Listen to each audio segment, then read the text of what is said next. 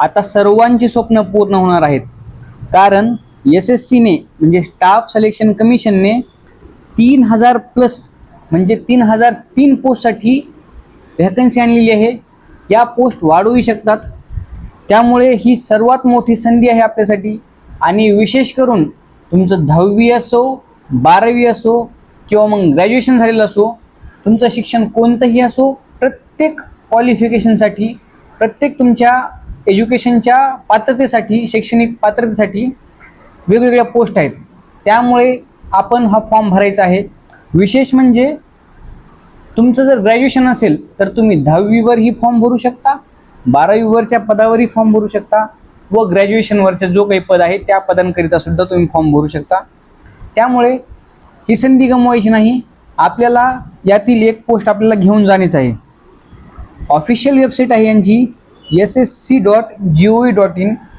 Form भरण्यासाठी सुरुवात झालेली आहे 13 एप्रिल 2026ला व याची लास्ट डेट असणार आहे 4 मे 2026. भरपूर वेळ आहे, पण नंतर काय होतं, शेवटी वेबसाईट तरी हँग होते किंवा मग सर्वजण एक वेळाच त्या वेबसाईटवर तुटून पडतात. त्यापेक्षा वेळ याच्या आत जी लास्ट डेट आहे त्याच्या अगोदरच सर्व काही डॉक्युमेंट जमा करायचे व फॉर्म भरून टाकायचा. फॉर्म भरण्याच्या अगोदर एक वेळा ऑफिशियल वेबसाईट व्हिजिट करायची व संपूर्ण जाहिरात वाचायची.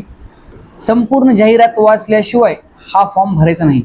आपण तर महत्त्वाचे मुद्दे इथे एक्सप्लेन करणारच आहोत, पण तुम्ही स्वतःही सर्व काही माहिती काढून घ्यायची आहे. ठीक आहे.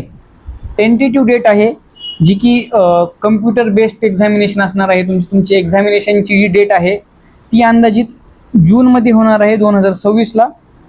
त्यामुळे वेळ पण आहे आपल्याला, 2 महिने आहे तयारी करण्यासाठी. आता बघा त्यांची ऑफिशियल वेबसाईट आपण पाहिलं. इथे एक महत्त्वाचा मुद्दा आहे, the candidate who wish to apply for more than one post should apply separately for each category of post. तुम्हाला जर एकापेक्षा जास्त पोस्टसाठी अप्लाय करायचं आहे तर तुम्हाला प्रत्येक वेळी सेपरेटली अप्लाय करावं लागणार आहे प्रत्येक वेगवेगळ्या पोस्टसाठी. आता इथे बघा यांची जी लिंक दिली आहे त्यांनी कोणती पोस्ट कशी आहे सिलेक्शन करण्यासाठी. हे बघा या लिंकवर, ही जी तुम्हाला ब्लू लिंक दिसते ssc.gov.in/rhp-selection, या पोस्टवर जस्ट क्लिक करायचं आहे. क्लिक केल्यानंतर आपल्याला या वेबसाईटवर फेकलं जाईल. यामध्ये नंतर सिलेक्ट करायचं आहे. सिलेक्शन ऑफ एक्झामिनेशनमध्ये येऊन फेज 14चं आहे हे, फेज 14 2026 सिलेक्शन पोस्ट, इथे क्लिक करणे. यानंतर आपलं रिजन, समजा आपण सेंट्रल रिजनमध्ये येतो तर सेंट्रल रिजन सिलेक्ट करायचं आहे. नंतर सर्च करायचं आहे. सर्च केल्यानंतर सेंट्रल रिजनच्या अंतर्गत कोणकोणती पदे आहेत, यामध्ये स्टोअर कीपर ग्रेड 2 याचं बेसिक आहे 25,500 ते 81,100. लेवल 4चं पद आहे. नंतर ज्युनियर इंजिनियर हे लेवल 6चं पद आहे. लॅबोरेटरी अटेंडंट या लेवल 1चं पद आहे. हे 10वीवर असणार आहे. 18,000 बेसिक ते 56,900 बेसिक असणार आहे. हे बेसिक म्हणजे ही सॅलरी नसते, जसं की तुमचं स्टार्ट बेसिक होणार आहे लॅबोरेटरी अटेंडंटचं 18,000 रुपयाने, पण सॅलरी ही फायनल याची 30 ते 35,000 असणार आहे 18,000 बेसिक असलं तरी. त्यामुळे बेसिक म्हणजे सॅलरी नसते, त्यामध्ये पण काही अलाउन्सेस ॲड होत असतात. ठीक आहे. तर senior scientific assistant explosives, senior research assistant, field cum laboratory attendant, mechanic, laboratory attendant, scientific assistant, अशी भरपूर पदे आहेत. तुम्हाला सांगितल्याप्रमाणे त्या लिंकवर क्लिक करायचं आहे आणि जे सर्व काही आपल्या रिजननुसार एक वेळा जे आपल्याला रिजनमध्ये अप्लाय करायचं आहे त्यानुसार सर्व पदांची माहिती घ्यायची आहे. सर्व पदे एक वेळा वाचायचे. त्यामध्ये पे स्केल किती आहे, कोणत्या लेवलचं पद आहे ते सर्व काही एक वेळा बघून नंतरच फॉर्म फिल करायचा आहे. आपण जर प्रत्येक पद सांगत बसलो तर व्हिडिओ हा खूप मोठा होणार आहे. त्यामुळे आपण इथे जस्ट तुम्हाला कसं कोणत्या लिंकवर क्लिक करून माहिती घ्यायची आपण सांगण्याचा प्रयत्न केला.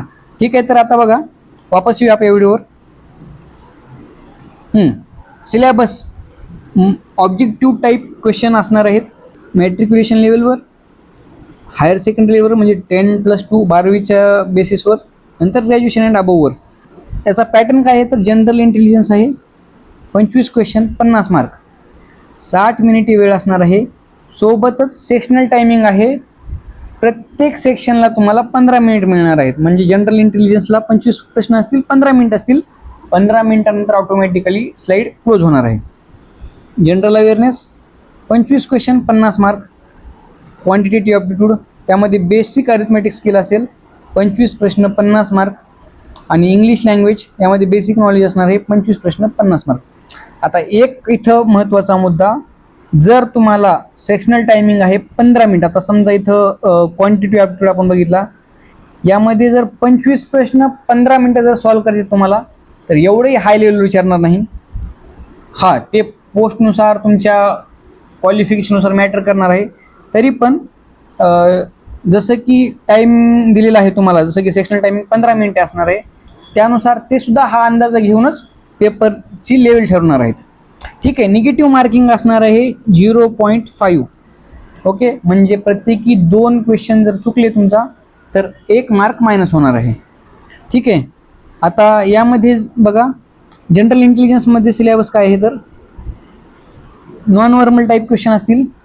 त्यामध्ये visualization, differentiation, similarities and differentiation, problem solving, analysis, judgement, decision making, visual memory, relationship concepts, discriminating observation, figure classification, arithmetic number series, non verbal series.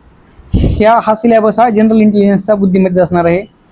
General अवेअरनेसमध्ये काय आहे बघा, यामध्ये history, culture, geography, sports, economic scene, general polity including Indian constitution and scientific research, हा syllabus तुमचा general awareness असणार आहे. Quantitative ॲप्टिट्यूडचा म्हणजे गणिताचा सिलेबस काय असणार आहे, तर number system, computation of whole numbers, decimals and fractions, relationship between numbers, fundamental arithmetic operations, percentage, ratio and proportion, averages, interest, profit and loss, discount, use of tables and graphs, mensuration, time and distance, ratio and time and work. हा syllabus quantitative aptitude म्हणजे तुमचा गणितच असणार आहे. English लँग्वेजमध्ये the paper will consist of questions design to test the candidates understanding of basic English language. त्यामध्ये vocabulary म्हणजे शब्दसंग्रह, grammar, sentence structure, synonyms, antonyms and it's correct uses, हे सर्व तुमचं इंग्लिश टेस्ट करण्यासाठी घेतलं जाईल. ठीक आहे. हे झालं मॅट्रिक्युलेशन लेवलचा 10वीचा. आता हायर सेकंडरी लेवलचा म्हणजे 12वी बेसवर जनरल इंटेलिजन्समध्ये काय आहे, तर non verbal and verbal type. यामध्ये symbolic number analogy, trends, figure analogy, Venn diagram, space orientation, symmetric classification, symbolic number classification, drawing interference, figural classification, punch to hole pattern, folding unfolding, semantic series, figural pattern, folding and completion, number series, embedded figures, figural series, word building, critical thinking, problem solving, emotional intelligence, social intelligence, coding and decoding, numerical operations, other sub topics जर असतील तर हे तुमचा बुद्धिमत्तेचा 12वी बेसवर हा तुमचा सिलेबस असणार आहे. जनरल अवेअरनेस काय असणार आहे, काय गोष्टीवर history, culture, geography, economic scenes, general polity and scientific research. Quantitative aptitude गणिताचं काय असणार, ते arithmetic, number system, computation of whole number, decimal and fractions, relationship between numbers, fundamental arithmetic operations, percentage, ratio and proportions, square roots, average, profit and loss, discount, interest. यामध्ये इंटरेस्टमध्ये simple interest and compound interest, partnership, business, mixture and alligation, time and distance and time and work. आणि यामध्ये अल्जेब्रामध्ये basic algebraic identities of school algebra and elementary surds, simple problems असतील, and graphs of linear equations. आणि जिओमेट्रीमध्ये familiarity with elementary geometric figures and facts, triangle and its various kinds of centre, congruence and similarity of triangles, circles and its chords, tangents, angle subtended by chords of circle, common tangent of 2 more circles. त्यानंतर mensuration, triangle, quadrilaterals, regular polygon, circle, right prism, right circular cone, right circular cylinder, sphere hemisphere, rectangular parallel pipe, regular right pyramid with triangular or square base.